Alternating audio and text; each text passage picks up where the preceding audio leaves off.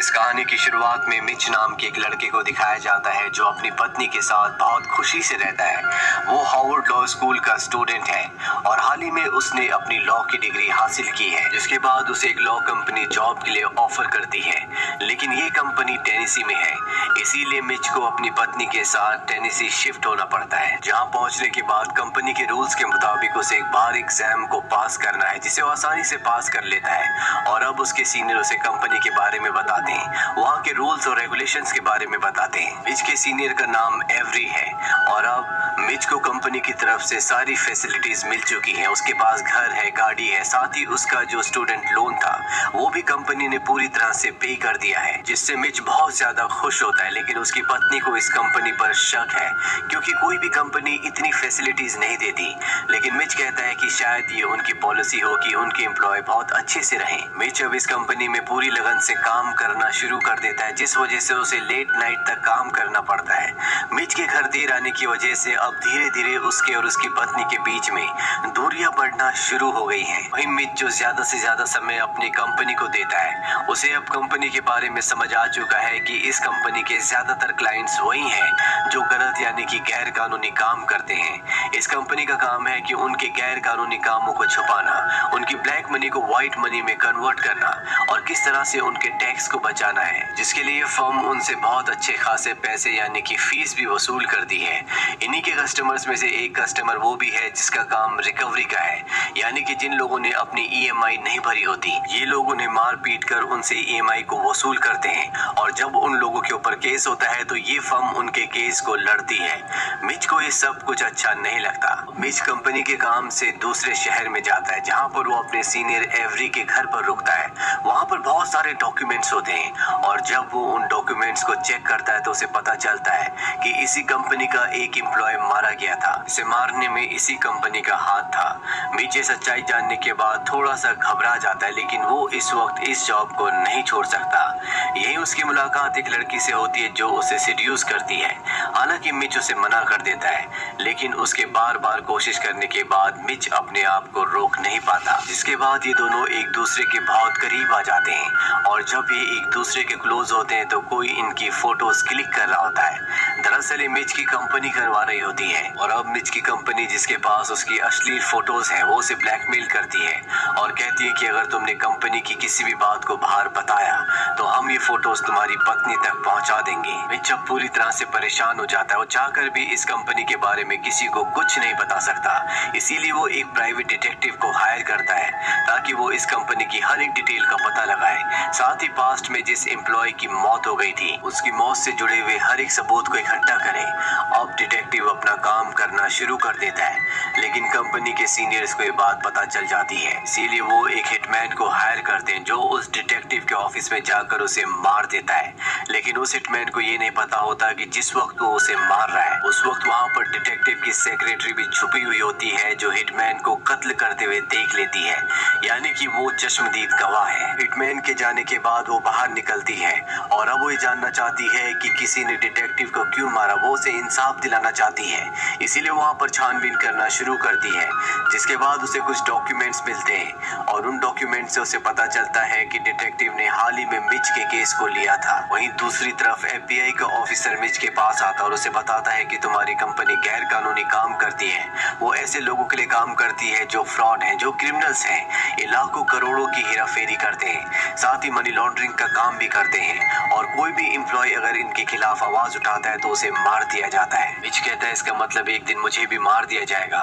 FBI officer कहता है कि हाँ, जिस दिन तुम उनके लिए खतरा बन गए वो तुम्हें रास्ते से हटा देंगे। तुम्हें जो घर, पैसा, गाड़ी मिली है वो इसीलिए मिला है ताकि तुम उनके इलीगल काम में उनकी मदद करते रहो।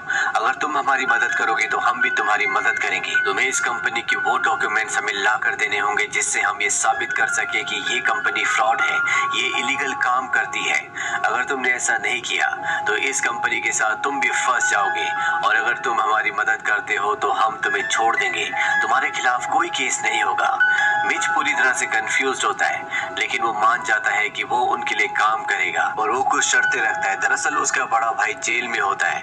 वो कहता है कि इसके बदले आपको मेरे भाई को जेल से आजाद करना होगा, साथ ही इस काम के बदले मैं $1.5 मिलियन लूंगा।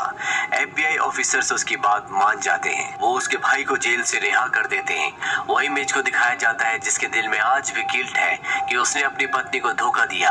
उसे किसी भी लड़की के क्लोज नहीं जाना चाहिए था और अब उसके सबूत उसकी कंपनी के सीनियर्स के पास भी है। वही बात अपनी पत्नी को बताना चाहता है और पूरी हिम्मत करके वो अपनी पत्नी को सब कुछ बता देता है, जिससे उसकी पत्नी को बहुत दुख होता है और वो उसे छोड़कर चली जाती है। वही हमें डिटेक्टिव की सेक्रेटरी को दिखाया जाता है जो मिच तक पहुंच जाती है। मिच को बताती है कि जिस डिटेक्टिव को तुमने हायर किया था उसका कत्ल हो चुका है और उसका कत्ल उसी कंपनी ने किया है जिस कंपनी में तुम काम करते हो। उन्होंने हिटमैन को हायर किया और उसे मरवा दिया और अब मैं डिटेक्टिव की मौत का बदला लेना चाहती हूँ। मिच को भी अब लगता है कि ये कंपनी बहुत गलत है, ये अपने एम्प्लॉयज को मारती है, साथ ही ये उन लोगों का भी खात्मा कर देती है जो इस कंपनी के खिलाफ होते हैं। और अब मिच और डिटेक्टिव की सेक्रेटरी दोनों तय करते हैं कि वो इस कंपनी को एक्सपोज कर देंगे। मिच अब ऑफिस में काम करने के दौरान इस कंपनी के सभी डॉक्यूमेंट्स की एक कॉपी बना लेता है, लेकिन उसके सीनियर एवरी के घर पर जो सबूत है उसे उन सबूतों की भी एक कॉपी चाहिए होगी, क्योंकि उन सबूतों के बिना कुछ भी साबित नहीं किया जा सकता। वहीं अब मिच की पत्नी डिटेक्टिव की सेक्रेटरी से कांटेक्ट करती है और उसे कहती है कि मैं जानती हूँ कि मिच बहुत मुसीबत में है, इसीलिए मैं उसकी मदद करना चाहती हूँ, मैं तुम्हारा साथ दूंगी। दरअसल वो जानती है कि उसका पति मासूम है, उसे फंसाया गया है, इसीलिए वो मिच को बताए बिना उसकी मदद करना चाहती है। वो अब सेक्रेटरी के साथ मिलकर प्लान बनाती है जिसके मुताबिक वो मिच के सीनियर एवरी को सिड्यूस करती है।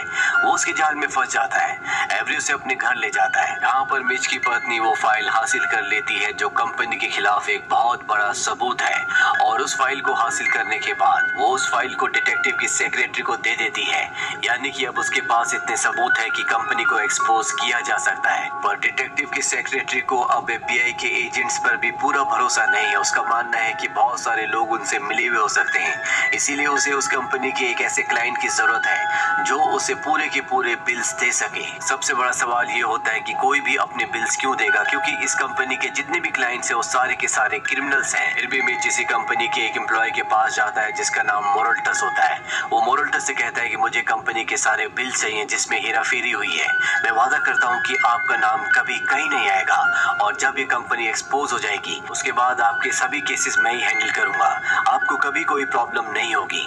हालांकि मोरल्टस अपने बिल्स नहीं देना चाहता, लेकिन वो मिच के कन्विंस करने पर मान जाता है। इसके बाद वो मिच को बिल्स दे देता है और अब मिच के पास सारे सबूत हैं और इन सबूतों की मदद से वो इस फर्म को एक्सपोज कर देता है। इस बात से गुस्से में आकर इस फर्म के जो 2 सीनियर मेंबर्स होते हैं वो मिच को मारने के लिए उसका पीछा करते हैं। वो मिच पर गोली भी चलाते हैं, लेकिन गोली उसी के साथी को लग जाती है और उसका जो दूसरा साथी होता है उस पर मिच हमला करके उसे बेहोश करके इस जगह से निकल जाता है और सीधा FBI के उस ऑफिसर के पास जाता है जो सबसे पहले मिच से मिला था, जिसने मिच के साथ डील की थी। मिच उसे कहता है कि मैं शुरू से जानता था कि तुम मुझे धोखा दोगे। एक बार मैं कंपनी को एक्सपोज कर दूं, तुम्हारा काम कर दूं, उसके बाद तुम मेरे भाई को वापस जेल भेज दोगे, पर मैंने तुम्हारी आवाज को पहले रिकॉर्ड कर लिया था और अगर तुमने ऐसा किया तो हमारे बीच जो डील हुई थी उसकी रिकॉर्डिंग को मैं पब्लिक कर दूंगा, जिससे FBI का चेहरा सबके सामने आ जाएगा।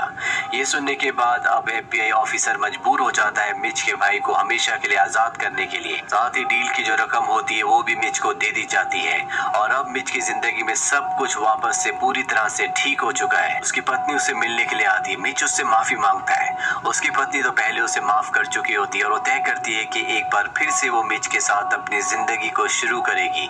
वो यहाँ की हर एक चीज को छोड़कर अपनी पुरानी उसी गाड़ी में जिससे इन दोनों ने अपनी जिंदगी की शुरुआत की थी इस शहर को छोड़कर चले जाते हैं। मिच को अब समझ में आ चुका है कि पैसों से आप खुशियां नहीं खरीद सकते, आप सिर्फ आराम खरीद सकते हो। अगर आपको अपनी जिंदगी में आगे बढ़ना है, खुश रहना है, तो आपको अपनों का साथ चाहिए। साथ ही एक अच्छी जिंदगी की जरूरत है जो कि सिर्फ और सिर्फ ईमानदारी से आती है।